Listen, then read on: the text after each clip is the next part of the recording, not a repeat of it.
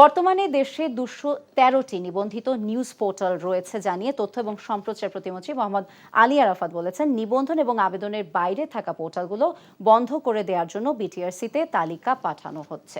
দুপুরে ঢাকা রিপোর্টার্স ইউনিটিতে meet the reporters অনুষ্ঠানে প্রশ্নের জবাবে এসব কথা বলেন তিনি। এছাড়া পত্রিকার অনলাইন সহ বর্তমানে 426টি নিবন্ধিত নিউজ পোর্টাল রয়েছে বলে জানান তিনি। প্রতিমন্ত্রী আরও বলেন, মুক্তিযুদ্ধের অঙ্গীকার হিসেবে মুক্ত গণমাধ্যমের পরিবেশ তৈরি করতে কাজ করছেন তারা। দেশে এখনো তথ্য দেওয়ার ক্ষেত্রে কিছুটা অনীহা রয়েছে উল্লেখ করে প্রতিমন্ত্রী বলেন, তথ্য চাওয়া হলে তথ্য দিতে হবে, কারণ তথ্য না থাকলে অপতথ্য প্রচারের সুযোগ তৈরি হয়।